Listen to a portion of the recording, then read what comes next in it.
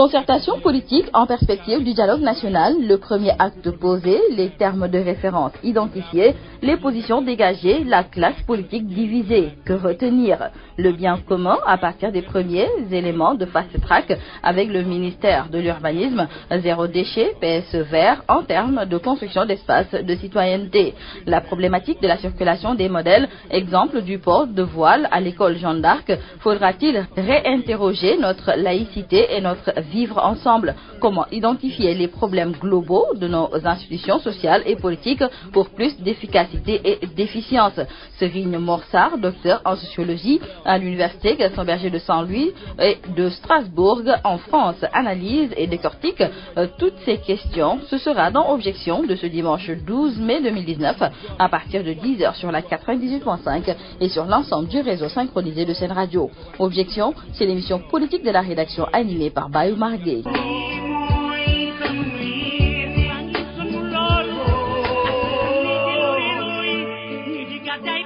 Mesdames, Mesdemoiselles, Messieurs, bonjour. Encore une fois, merci de suivre votre émission Objection. Objection a le plaisir de recevoir ce dimanche Serigne Momar Sarr. Serigne Momar Sarr est diplômé en sociologie de l'Université Gaston Berger de Saint-Louis au Sénégal et de l'Université de Strasbourg en France en 2017. Il est antérieurement titulaire d'un master en sociologie en 2013 et d'un DIA en sciences politiques en 2015 avec à chaque fois major de sa promotion. Notre invité est aussi un formé du Prytanée militaire Charles Thioréré de Saint-Louis. C'est un plaisir de vous accueillir à l'émission Objection. Merci d'être venu, Serigne Momar Sarr. Bonjour M. Gueye, c'est un plaisir de me retrouver sous les ondes de Sud FM, première chaîne privée du Sénégal. C'est un honneur de pouvoir me prononcer à l'échelle nationale et je souhaite un bon ramadan à tous mes concitoyens et j'espère que les échanges seront fructueux à l'ensemble de nos concitoyens. Merci Serigne Momar Sarr. Il y a un temps pour la politique, un temps pour le travail, mais surtout un moment pour le dialogue. En sommes-nous arrivés là au Sénégal? Le dialogue politique comme prétexte peut-il bien offrir ou ouvrir l'avenue vers une réflexion approfondie sur le bien commun, les institutions politiques et sociales, par-delà la démocratie et la gouvernance politique? La question de zéro déchet permettra-t-il de faire revenir la problématique de participation politique de l'ensemble des acteurs sociaux, eu égard surtout aux formes anciennes du septétal des années 90 et du PSE vert? Objection de ce dimanche s'épanche sur les aspects purement politiques, mais de mettre l'emphase sur des aspects techniques gage d'une certaine historicité du politique et de la prospective. Ainsi est campé le sujet. Mais dites-nous, actualité pour actualité, cette rencontre entre le ministre de l'Intérieur et les acteurs politiques pour faire le bilan de l'élection présidentielle, évaluer le processus en perspective des prochaines échéances, notamment locales, législatives, entre autres. L'opposition a été absente, je parlais de l'opposition autour du Parti démocratique sénégalais, autour du Rewmi, mais aussi du PASTEF. Ces partis n'ont pas assisté à cette rencontre. Dites-nous, que peut bien traduire une telle rencontre dans un contexte pareil? Merci Baye Omar. Il est évident qu'il faut aller au dialogue. Maintenant, un dialogue se fait toujours sous certaines conditions. Le ministre de l'Intérieur a décliné une feuille de route qui peut être amendée et à partager avec un ensemble d'acteurs, notamment de l'opposition. Mais s'il se trouve que les ténors de l'opposition, à savoir PDS, Rewmi et PASTEF, n'ont pas assisté à la première rencontre qui a été tenue avant-hier, il y a déjà anguille sous roche. Le parti Rewmi peut se dire qu'ils ont déjà publié un livre blanc par rapport à ces élections passées, donc ils n'ont plus rien à faire à la table de négociation, tout comme le PDS qui pose certaines conditions. Je pense qu'on va revenir sur ces aspects-là. Mais c'est déjà faire observer un élément. On a fini de faire l'élection présidentielle et on a vu ce qu'il en est advenu par rapport à des dialogues ou des discussions qui devaient avoir à l'avance. Un rapport de force a été imposé à Diouf dans les années 90, à la fin des années 90, et cela a amené sensiblement l'alternance politique. Aujourd'hui, poser la pertinence de ce dialogue, c'est déjà pour l'opposition, je dis bien pour l'opposition, de ne pas commettre les erreurs passées, et puis aussi voir qu'est-ce que l'on gagnerait à faire ce dialogue-là. La nature de notre système politique voudrait qu'à des échanges pareils, les gens se rencontrent et qu'ils discutent par rapport à la tenue du pays et par rapport à la tenue des élections en tant que telles. Mais on gagnerait mieux, je pense bien, à institutionnaliser le dialogue, à l'inscrire au niveau du calendrier républicain. Ça va éviter des défections. Et l'opposition, comme la majorité présidentielle, serait obligée de s'asseoir autour d'une table et de discuter de questions essentielles. Alors, justement, ce dialogue entre le ministre de l'Intérieur a obéi à des réflexions, mais des réflexions qui sont bien structurées autour des TDR. Les TDR, nous les avons partagés. Il s'agit d'abord d'évaluer le scrutin dans son volet mise en œuvre de la loi sur le parrainage. Le deuxième point a été axé sur la discussion autour du fichier électoral. Affiner les modalités d'organisation des élections locales, le parrainage, la caution, le mode d'élection des maires. Mais il y a aussi un quatrième point autour de la détermination des modalités du statut de l'opposition. Enfin, mener la réflexion sur toute autre question digne d'intérêt et retenue de commun accord par les partis. Alors, Serigne Momar Sarr, la date limite pour l'enregistrement des amendements par les parties prenantes est fixée pour le 15 mai 2019. Surtout deux aspects qui semblent intéressants. Le premier, c'est la rationalisation des partis politiques. Le deuxième, c'est le mode d'élection. Et je vais parler du Raw Gaddu ici. Qu'en est-il? Merci de faire un rappel de l'exposé des motifs du contenu des TDR que le ministre de l'Intérieur a partagé et qui s'inscrit en droite ligne, je pense, par rapport aux mots du président lors de son discours d'investiture qui parlait de dialogue sans exclusive. Qu'à cela ne tienne. Mais il s'agit d'affiner des modes d'organisation, des modalités d'organisation des élections. Ensuite, de voir le statut, la détermination du statut de l'opposition. Mais a-t-on posé la question de savoir si l'ensemble des parties prenantes au niveau national par rapport aux forces vives sont conviées à ces discussions? Auquel cas, le dialogue ne serait pas l'apanage de l'opposition et de la majorité et intéresserait alors le Sénégal. Et parce que ça ouvrirait des voies qui projettent carrément l'avenir de notre démocratie, qui est déjà peut-être mise en mal par rapport à certaines velléités. Ça veut dire qu'un dialogue doit être sincère en termes sociaux. Et parce que c'est le poumon de la démocratie, à partir duquel cette démocratie-là se garantit des mouvements de respiration qui émanent de la société et d'expiration dirigée vers les politiques publiques pour l'accomplissement de l'intérêt général. Remarquons déjà, avant de venir au contenu des TDR, qu'il est nécessaire, voire pertinent de faire ce dialogue-là en s'inscrivant dans une posture de démocratie délibérative, qui fait que les citoyens parviennent à des accords pour dépasser les antagonismes sociaux et qui fait qu'il y a un moyen de consolidation de la démocratie. C'est là où j'ai un problème avec l'approche, quoi que l'on puisse féliciter le ministre de l'Intérieur par rapport à son volontarisme, c'est de voir les parties qui sont absentes. Prenons le cas des médias. On peut prendre déjà l'exemple de cette radio qui a participé au processus d'institutionnalisation de cette démocratie depuis 1994 et en relayant l'information au cours d'élections qui ont été âprement disputées. Parlons des mouvements sociaux ou des organisations de la société civile de manière générale. Est-ce qu'ils sont conviés à la discussion?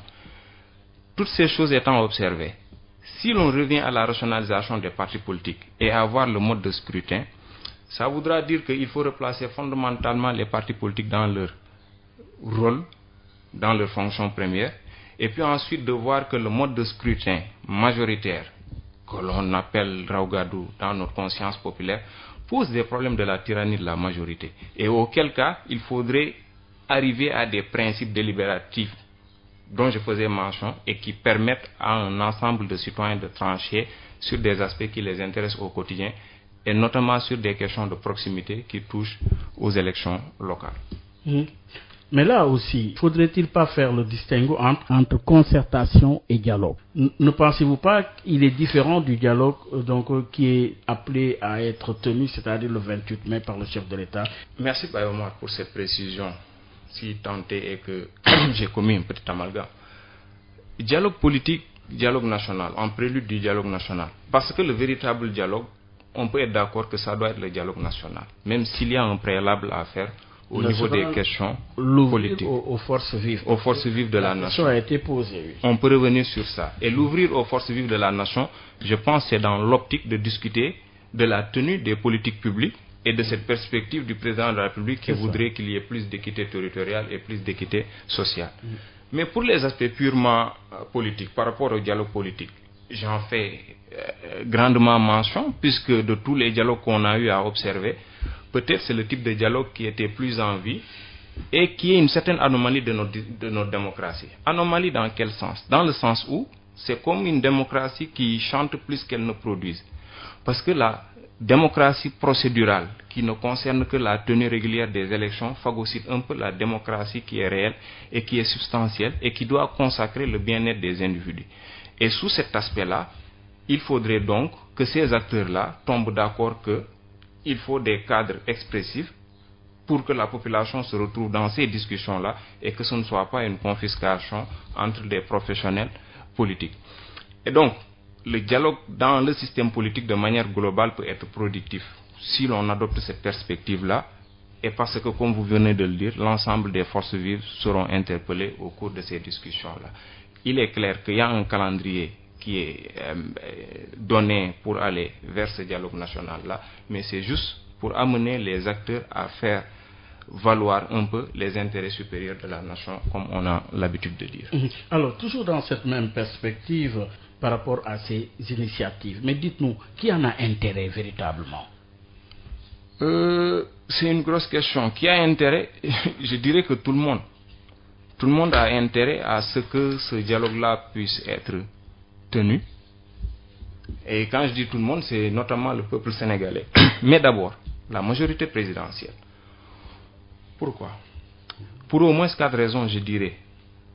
Notamment, le fait d'assurer la crédibilité des résultats issus des urnes. Il faut une crédibilité. Bien que constitutionnellement et légalement, le président, il a gagné, mais il convient, dans cette logique, de décrisper le climat social pour qu'il puisse, le président de la République, dérouler son programme politique. Et comme il dit, être le président de toutes les Sénégalaises et de tous les Sénégalais. Ensuite, il faudrait que ce dialogue-là, dans l'intérêt du gouvernement en tout cas, aille pour pallier aux défaillances organisationnelles des élections que l'on a eu à observer. C'est un autre aspect majeur. Et enfin, ce dialogue permettrait, en tout cas pour le gouvernement, de prévenir ou d'éviter la violence en tant que telle.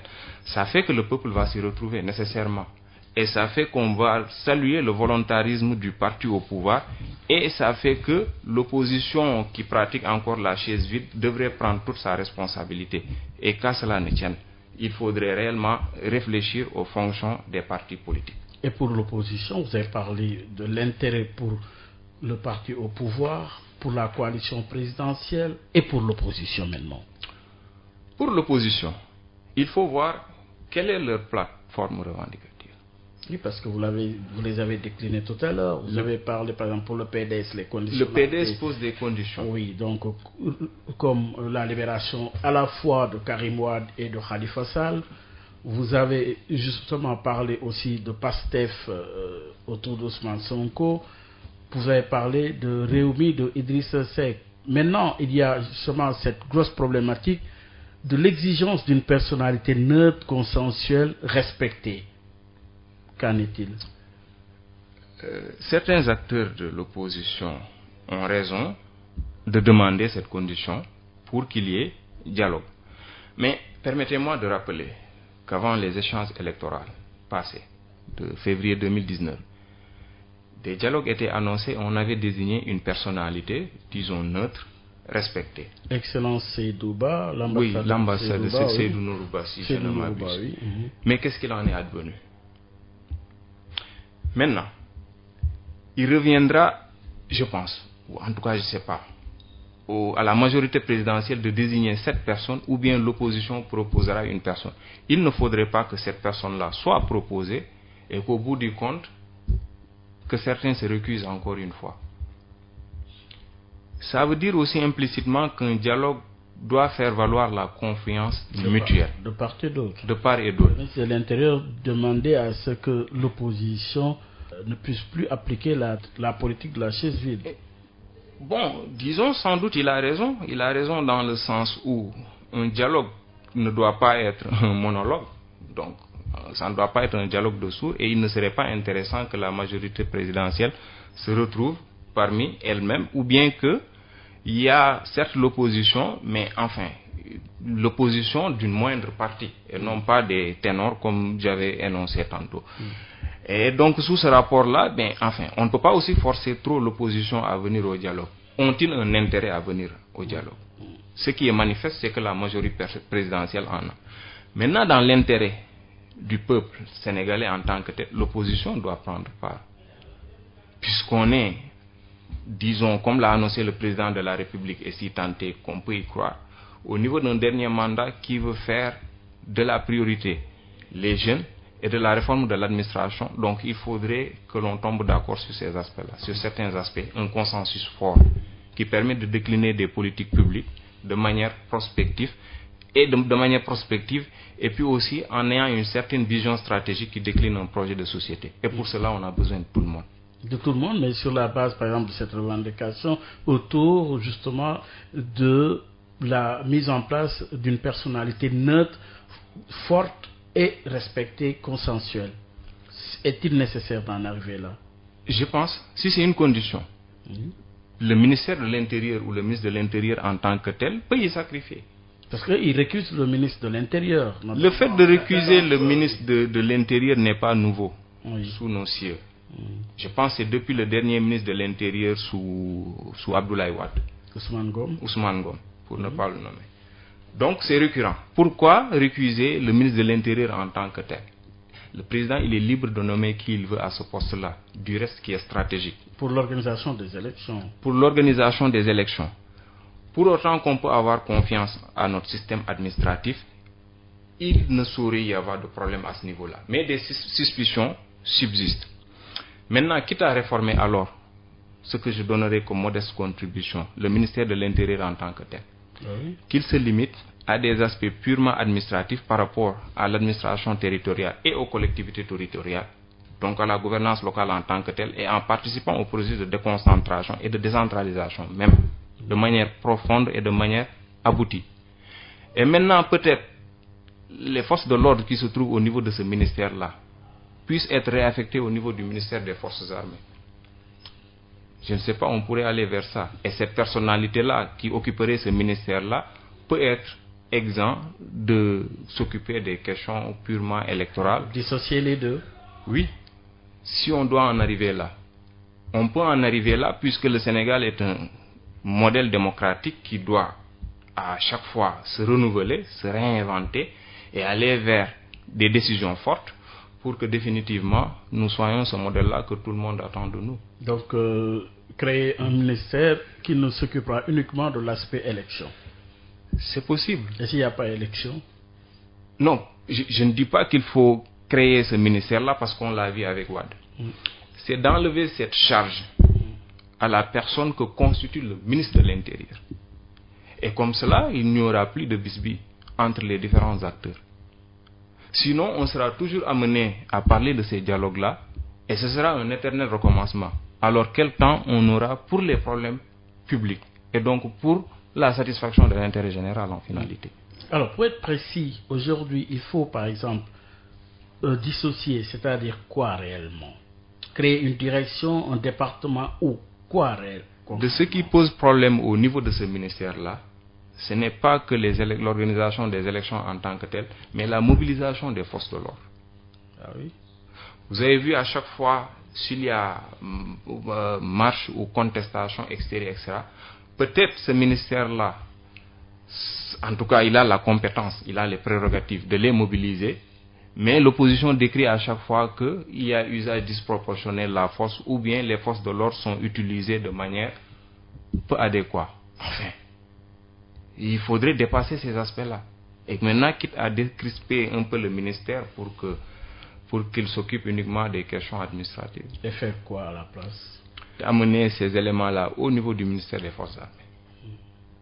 Et maintenant, comme l'administration est un chaînon et doit se dérouler de manière systémique, rien n'empêche de mobiliser ce personnel. Mais comment en est-on arrivé là? Le processus électoral a toujours posé problème. Dans un pays dont on dit un pays à vocation démocratique comme le Sénégal, comment en est-on arrivé là? Que ce problème persiste et récurrent? C'est une question profonde, mais je pense avoir deux directions pour y répondre. La première concerne l'historicité du système politique en tant que tel. Comment on en est arrivé à ça? C'est une longue sédimentation qui ne date pas d'aujourd'hui. Et donc, curieusement, il y a des aspects sous la gouvernance de Senghor ou de Diouf qui reviennent dans la gouvernance du président Macky Sall. Et parce qu'il ne faut pas dissocier l'État en tant que tel de la société, où tous les individus répondent. Et donc, ce qui a cours au niveau des regroupements ou de l'action organisée de la société en tant que telle se reproduit quelque part au niveau de l'État, au sommet de l'État. Et l'État est bien intelligent pour s'accaparer de cette adresse-là. L'autre aspect, ça concerne les règles du jeu démocratique. Ces règles-là sont à quelle fin? Sont-elles toujours orientées vers la satisfaction de l'intérêt général? Ou bien sont-elles à la solde d'un certain groupe, et un groupe qui serait partisan? Ce qui m'amène à faire voir que le dialogue pourrait aboutir si on pense de concert ce que les néo-institutionnalistes ont vu à travers les règles, les trois formes de règles. Les règles constitutionnelles, la charte fondamentale qui régit le pays, les règles de choix collectif par rapport à notre commun vouloir de vie commune, et ensuite les règles opérationnelles que l'on observe dans la vie de tous les jours et au quotidien. Si on arrive à cet arrimage-là, à ce mariage-là, quelque part les institutions vont s'émanciper des personnes et donc vont être carrément redevables, pour ne pas dire elles vont produire ce que l'on attend réellement d'elles, puisque toutes les institutions ont des objectifs ou des buts affichés. Alors, finalement, l'idée d'un report est de plus en plus agitée. Et dans les TDR, il y a une question justement qui est relative à l'organisation des élections législatives et même locales. Alors, dites-nous, Serigne Momar Sarr, invité d'objection, l'idée donc de report des élections locales, est-ce pertinent selon vous? Oui, ça dépend. Ça dépend de l'angle où l'on se trouve. Moi, j'aurais compris que ce report-là soit pertinent si l'on gère le temps, notre temps social ou notre temps politique, le temps qui doit être consacré aux véritables questions de l'heure par rapport aux politiques publiques, pour faire bref. J'aurais compris que ce report-là ait du sens si l'on discute des modes de désignation des maires, puisque c'est une élection, les élections locales où on choisit une liste. C'est maintenant à partir de ces élus locaux-là qui, sur proposition d'une personne, vont élire le maire en tant que tel. Est-ce que ce sont les citoyens qui ont choisi directement, comme par rapport au suffrage universel? J'en doute. Une innovation majeure a été introduite lors du référendum de 2016. C'est la possibilité de candidature indépendante à toutes les élections. Ce qui fait que sans pour autant être dans un parti politique, comme vous et moi, on peut se proposer pour notre localité. Qu'est-ce qu'il en est aujourd'hui? Il faut discuter de ces questions-là, si il est utile de faire ce report-là. Et autre chose qui est plus fondamentale, que je me risquerais bien à dire, est-ce qu'il ne faudrait pas aller vers une réforme de l'acte 3 de la décentralisation en tant que tel? C'est-à-dire? Depuis 2013, on est confronté à quel problème au niveau des collectivités territoriales? Quand bien même il y a un certain volontarisme du président de la République. Il y a le Haut Conseil des collectivités territoriales, il y a le dialogue des territoires, je ne sais plus l'appellation exacte au niveau de la présidence extérieure, etc. Un ministère dédié. Il y a énormément d'efforts qui ont été faits, mais du point de vue déjà de la compétence des maires à exercer leur mandat. Quand je dis compétence par rapport au travail, aux charges de travail qui les attendent et par rapport à leur niveau de qualification. Et aux allocations des ressources. Et ensuite, surtout aux allocations des ressources, merci d'avoir dit ça, le financement des collectivités locales. Et même d'autres questions subsidiaires comme la fonction publique locale. Il y a beaucoup de jeunes au chômage. On pourrait les coopter dans ces espaces-là et ils seraient d'une extrême utilité. Il faudrait discuter de ces aspects-là. Ça va nous permettre, une bonne fois pour toutes, de faire de notre décentralisation un bras technique et non un bras politique. Alors finalement, le politique au Sénégal, un problème permanent, récurrent, justement qu'on en arrive au dialogue. Faudrait-il aller jusqu'à institutionnaliser le dialogue, mais sur la base d'un cahier de charges pour éviter les problèmes auxquels le Sénégal est souvent confronté? Vous avez raison. Je le dis directement et merci pour cela. Vous avez raison, d'autant plus que qu'est-ce que l'on dit du Sénégal? Réum Diamla, duñ ko xaajo, dañ koy pencho, etc. Dans la conscience collective, il y a ces éléments de dialogue, de paix sociale. On a un beau pays. Mais est-ce que l'on profite réellement de ce pays-là? Et donc, qu'à cela ne tienne, on n'a qu'à faire cette institutionnalisation-là, mais ça va prendre quelle forme? Là aussi, c'est des modalités à discuter. Peut-être à l'inscrire au niveau du calendrier républicain, ou bien même au niveau de la Constitution.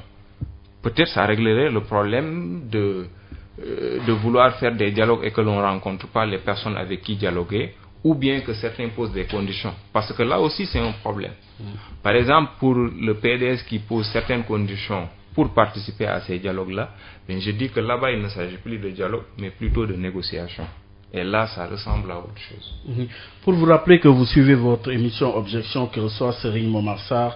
Serigne Momar Sarr est docteur en sociologie de l'Université Gaston Berger de Saint-Louis.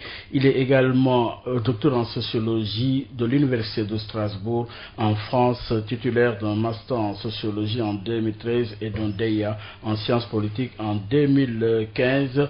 Ses axes de recherche concernent les biens communs, la transition écologique et énergétique, les politiques de développement, les jeunes, la migration et l'épistémologie des sciences sociales, entre autres. Alors, Serigne Momar Sarr, le dialogue politique en perspective du dialogue national annoncé pour ce 28 mai, en partage le Sénégal ce bien commun dont sa construction, pour ne pas dire son développement, requiert la participation de tous. Alors, dites-nous, Comment arriver à construire sur la base de fast track justement ce bien commun que nous partageons tous? Je vous parlais du Sénégal. Merci M. Gueye pour cette question. Le Sénégal que nous partageons tous, une très belle formule. Et le président aussi de la République a une belle formule.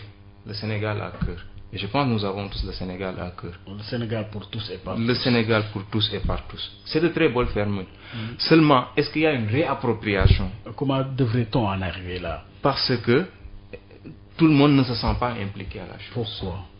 Le problème est à trouver au niveau de l'État, qui est la matérialisation même de la puissance publique, qui organise les règles de vie collective et qui s'attelle à ce que ce commun vouloir de vie commune ne se défasse. Mais qu'est-ce que c'est que l'État?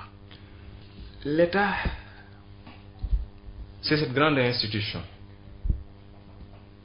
qui régit la vie collective et qui s'attelle à la satisfaction de l'intérêt général à travers l'utilisation même d'institutions publiques, à commencer par le président de la République et ensuite le gouvernement et tout ce que l'on rencontre comme cours et tribunaux, le Conseil économique et social, etc., etc.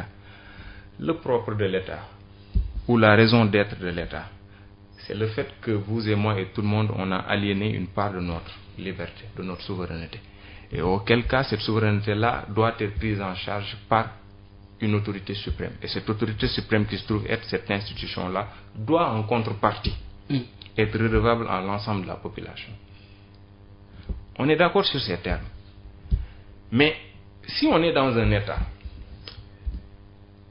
où il y a une autre grande institution qu'on oublie trop souvent et qui se trouve être la famille, cellule de base, de l'éducation, de la société, et qu'il n'y a pas une certaine synergie ou une certaine complexité entre les deux éléments, ça produit des citoyens hybrides qui ne savent pas fondamentalement ce qu'ils sont et ce qu'ils font en réalité dans la vie sociale, dans la vie commune, qu'ils partagent avec l'ensemble des individus qui répondent des mêmes attributs. Ça fait qu'il faut aussi interroger ce que l'on nomme souvent comme étant le fait que le peuple sénégalais est mature. Mature à quel point? Ont-elles la représentation suffisante pour comprendre ce que c'est l'État et la finalité de l'État par rapport à leurs devoirs et par rapport à leurs obligations? Ce que l'on oublie trop souvent. En attendant trop de l'État et en oubliant de faire notre part de la chose.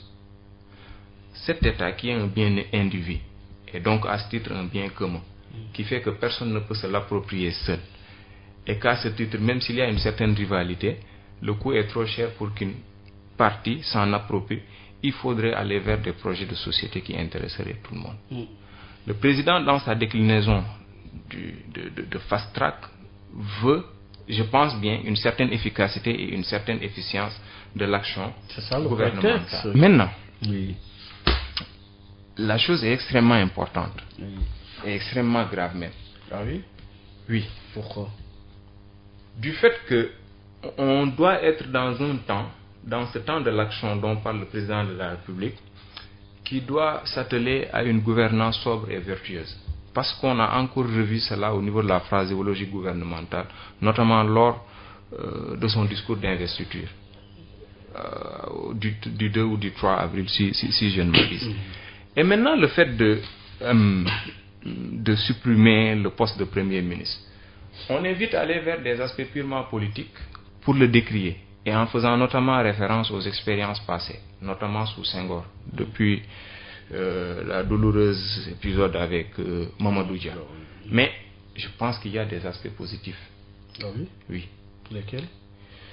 Ça peut se résumer à un seul aspect, qui sera interlié à d'autres aspects. C'est le fait que le président est en contact direct avec les personnes qu'ils pensent qu'ils peuvent l'aider à la tâche. Et cette tâche concerne les politiques publiques, bien entendu. Pour donner quels résultats? Les résultats, ça va toujours être la satisfaction des demandes sociales.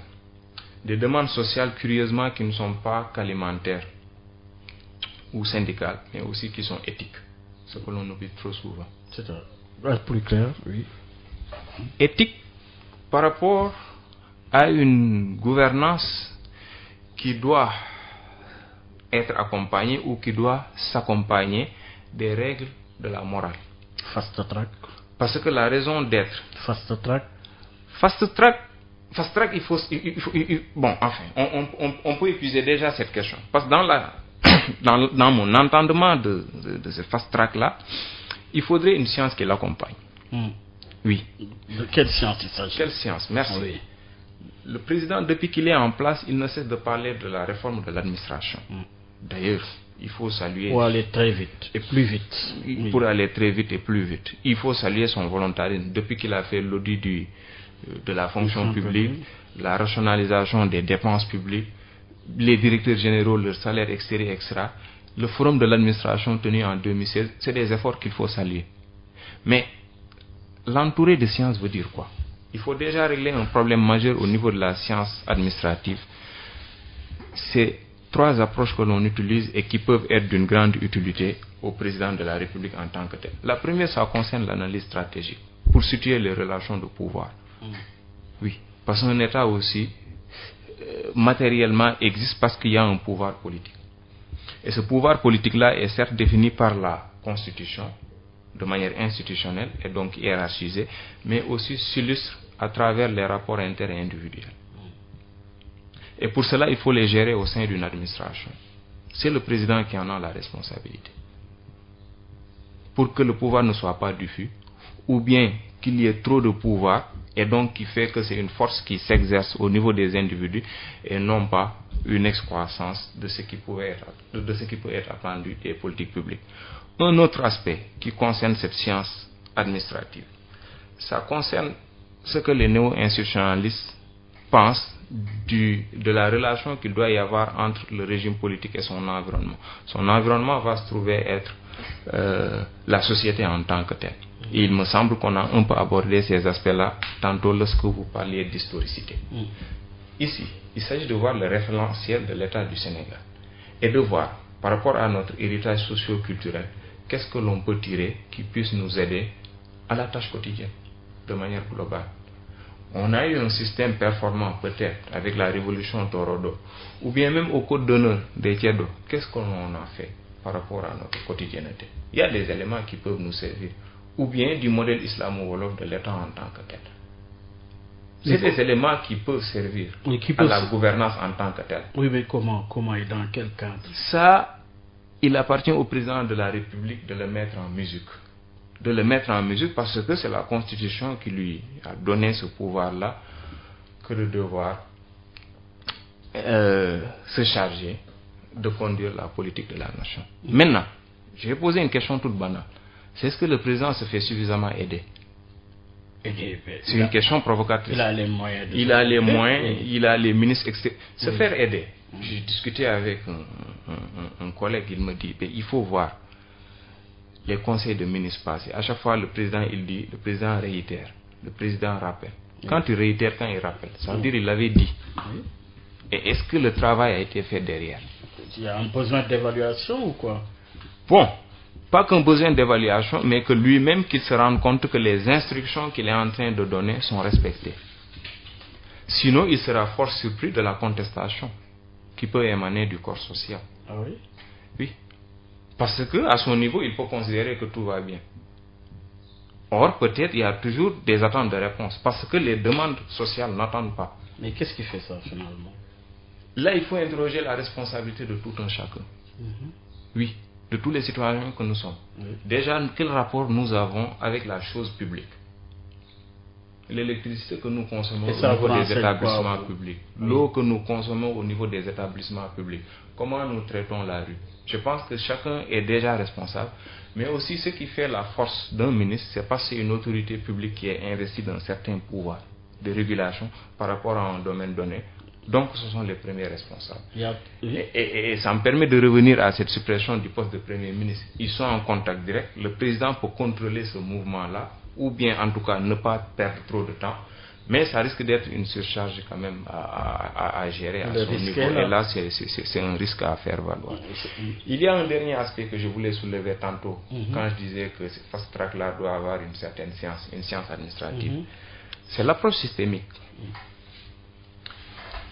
Si on prend à témoin le décret numéro 2019-769 du 8 avril 2019 portant répartition des services de l'État et du contrôle des établissements publics, qui réorganise les services de l'État en tant que tel. Il y a des doublons quelque part, ou des chevauchements, ou bien même l'attribution d'une agence à un ministère qui trouverait plus de cohérence dans un autre ministère. Tout ça, c'est des éléments qui baignent dans un ensemble systémique qui gagnerait à être mieux organisé pour qu'il y ait plus de synergie. Concrètement, enfin, on peut voir au niveau du ministère du développement communautaire et de l'équité sociale et territoriale. Et vous avez là-bas des agences qui peuvent se retrouver au niveau du ministère des collectivités locales, par exemple. Donc là, ça gagnerait plus en pertinence d'être rangé au niveau d'un ministère qui répond justement de cette qualification-là. Et les exemples peuvent se multiplier. Vous prenez par exemple le cas du ministère de la Justice, le cabinet du secrétaire, parce qu'il y a un cabinet du secrétaire d'État auprès du ministre de la Justice chargé des droits humains et de la bonne gouvernance. Bon, droits humains, ensuite vous partez au niveau du ministère de la femme, de l'enfant et du genre. Mais je ne sais pas l'inflation de ces termes-là. Tantôt on nous parle de genre, tantôt on nous parle de droits humains, etc., etc. Quelle est la cohérence dans tout ça? Et même cette variable de bonne gouvernance qui est au niveau de ce ministère-là, est-ce qu'elle ne serait pas plus pertinente à être incorporée au niveau du ministère de la fonction publique et du renouveau du service public, si je ne m'abuse? L'organisation déjà est un moyen d'arriver à plus d'efficacité et à plus d'efficience. Dans pas mal de ministères aussi, on retrouve des cellules d'études et de prospective, et de perspective, si je ne m'abuse. Ben, est-ce qu'il y a une cohérence au niveau de la présidence qui chapeaute toutes ces cellules-là, qui fait que l'action de tous les ministères est contrôlée, et auquel cas, il y a une vérification des plans d'action ou bien des orientations stratégiques qui sont données à chaque ministère. Et maintenant, on gagnerait plus d'efficacité à les mettre en commun, à procéder sous un ensemble systémique. Et donc, ça fait que il y aura moins de rigidité, moins de hiérarchisation, et qui fait perdre du temps. Le ministère du Plan qui gérait tout ça. Oui, mais est-ce que le ministère du Plan, fondamentalement ou historiquement, ne s'occupe que des questions de planification de l'économie.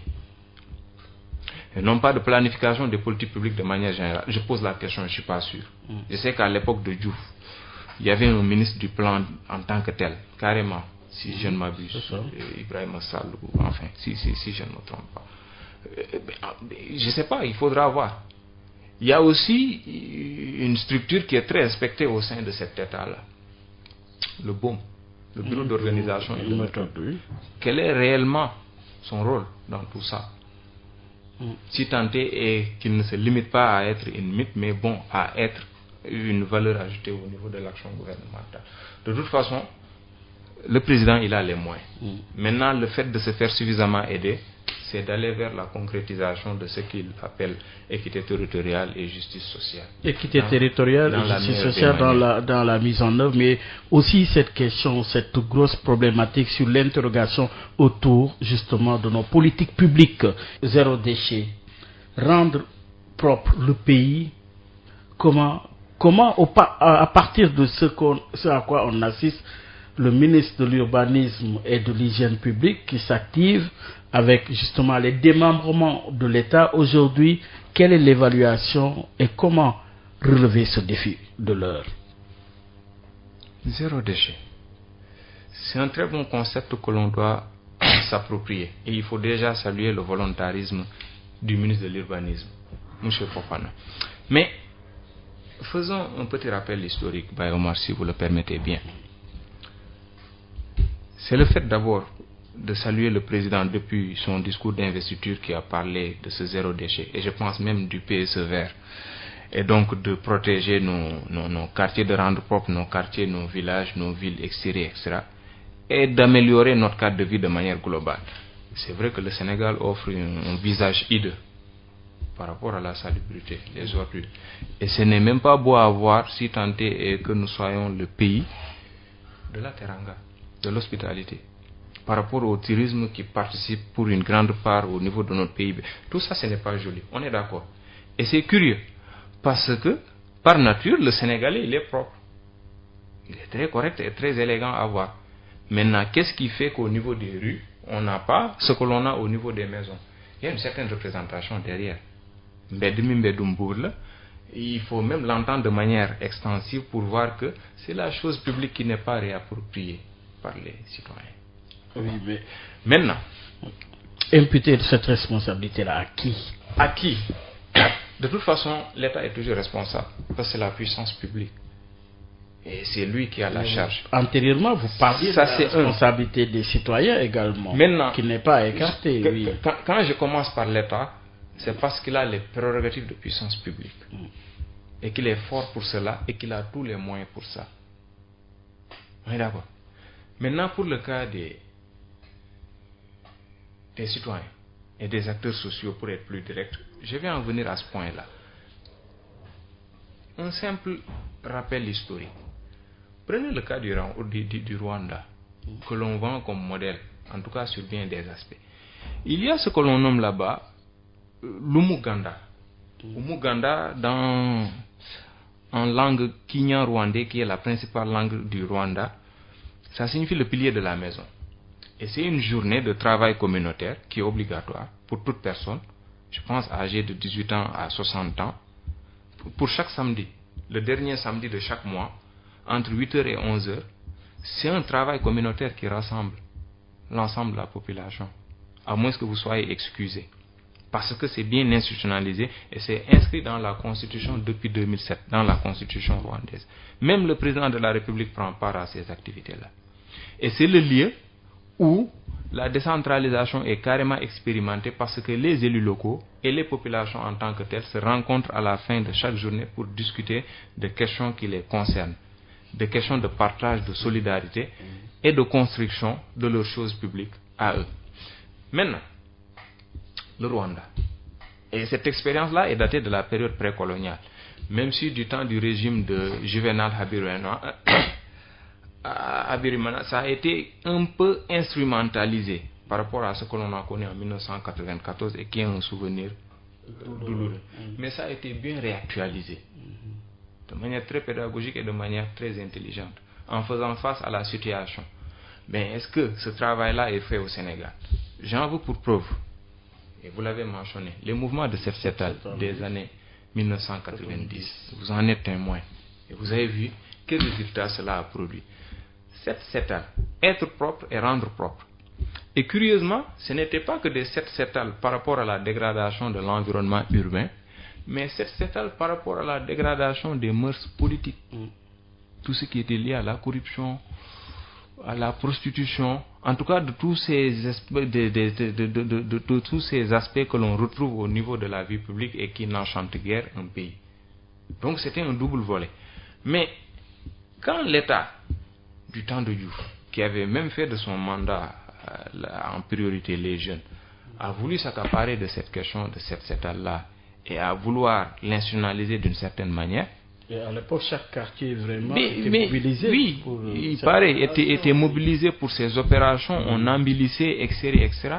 Mais quand l'État s'est mêlé à la chose, qu'est-ce qu'il en est advenu?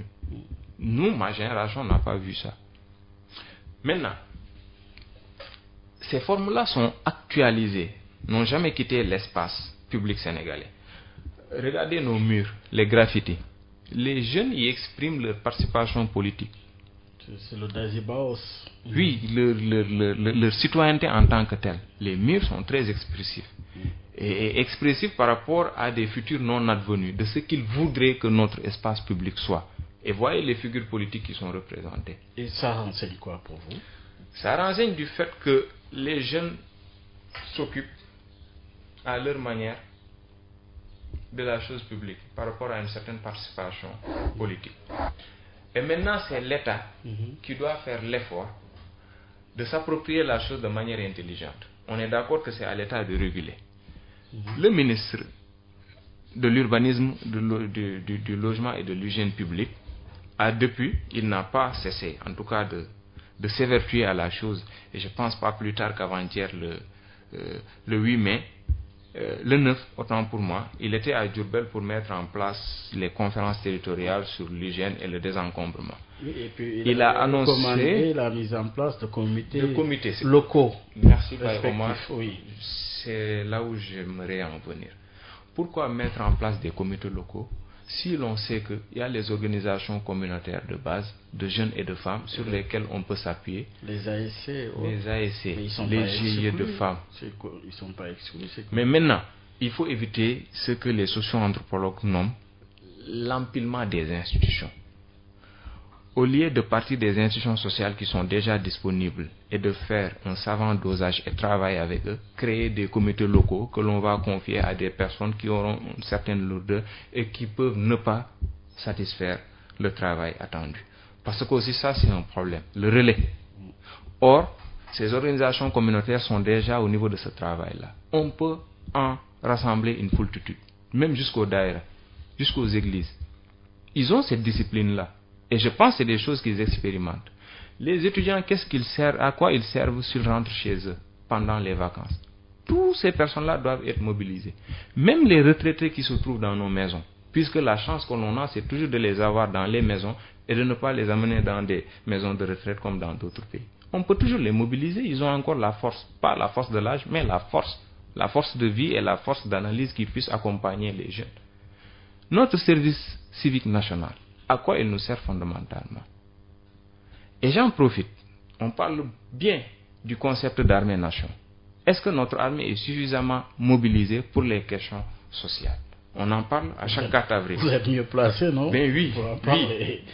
Enfin, ils ont tout mon respect, c'est des gens que j'aime bien et qui ont la rigueur et la discipline qui sied pour gérer les affaires publiques. On peut les mettre à contribution. Sinon, ils font quoi d'autre au niveau des casernes? Alors, finalement, gouvernance politique.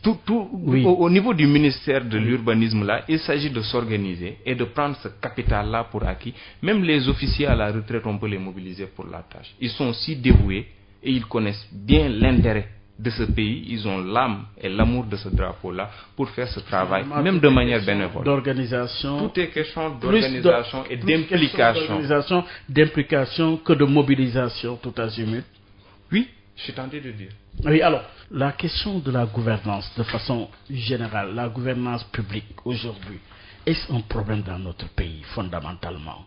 Serigne Momar Sarr. C'est un problème, ce n'est pas un problème. Ça dépend de l'angle où l'on se situe. Puisqu'au niveau de la phraséologie gouvernementale, on entendra toujours une gouvernance sobre et vertueuse, et il y a des mesures qui sont prises allant dans ce sens-là.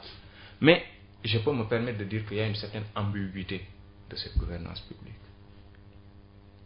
Une ambiguïté puisqu'il y a un discours qui n'est pas toujours mis en pratique, même s'il y a le volontarisme et toute l'ambition affichée qui est derrière.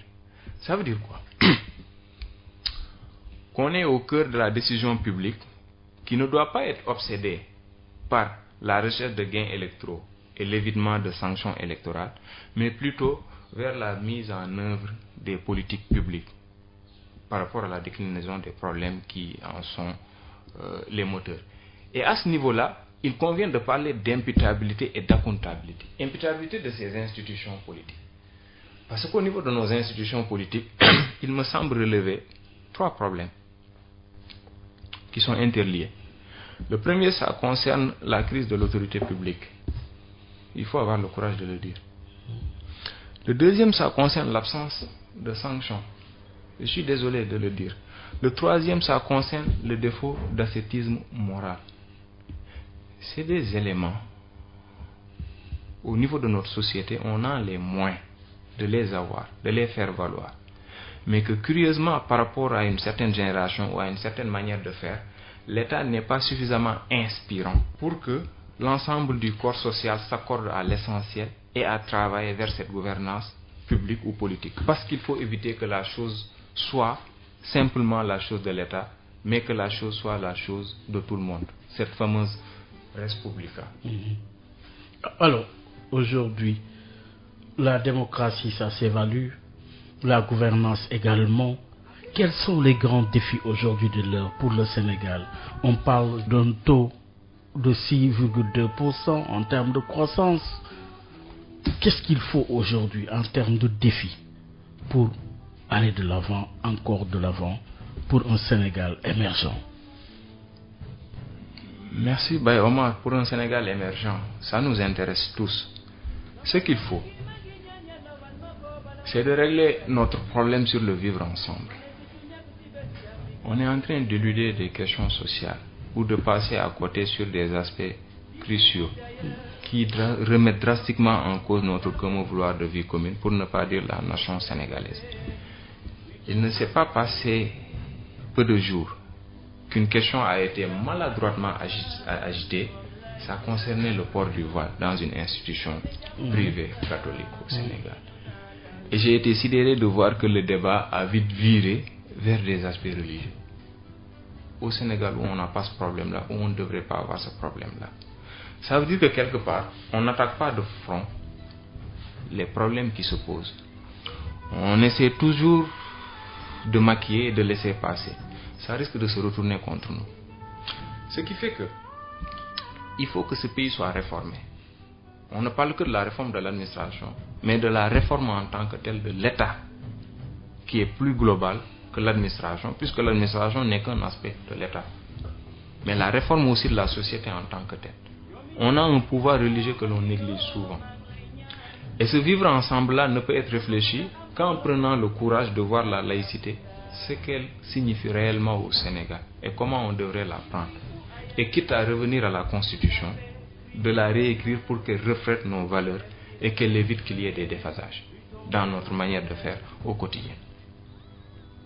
Le problème aussi peut se faire voir au niveau du PSE, ce fameux plan Sénégal émergent, qui ne fait que pratiquement s'occuper d'aspects de croissance et donc d'aspects quantitatifs. Or, il me semble qu'il y a des aspects qualitatifs que notamment l'axe 2 du PSE devrait prendre en compte. C'est le capital humain, la protection sociale, le développement durable. Et sur ces aspects qualitatifs-là, il suffit de prendre à témoin nos processus cognitifs et nos schèmes référentiels pour que la mayonnaise prenne. Et là, il n'est pas difficile de le faire. Trouvons les bonnes personnes pour poser le bon débat public adéquat et tâchons d'appliquer les conclusions. Ça ne va pas simplement être une affaire d'État, mais une affaire de société. Parce qu'il faut que l'on aille vers des projets de société. Si cela n'est pas fait, on court le risque à ce que le successeur peut-être de l'actuel président à un certain moment risquera de déboulonner un peu le PSE pour proposer autre chose, une tentative de délégitimation qui ne nous arrange pas ou qui ne nous rend guère fiers parce que ça nous fait perdre du temps. Il faut aller vers l'essentiel et cet essentiel-là est décliné de manière prospective par rapport à ce que nous avons eu à vivre, de ce que nous vivons actuellement, en attaquant de front la question du vivre ensemble. Et cette question est intimement liée à la laïcité. La question du vivre ensemble, mais justement la question du voile, vous l'avez évoqué. Quelle alternative par rapport à cette question? Il faut d'abord voir les règles constitutionnelles. Et vous avez les règles constitutionnelles épistolaires entre et justement le ministre de l'Intérieur. Et ce n'était pas des échanges doux. Et il faut le reconnaître. Le ton a été haussé sur des aspects qui ne méritaient pas de l'être. Ce que cela pose fondamentalement et pourquoi je parle de réformer cette société, parce qu'on est en face d'une société bloquée. En pleine mutation. En pleine mutation. Et on n'a même pas parlé de la question des jeunes.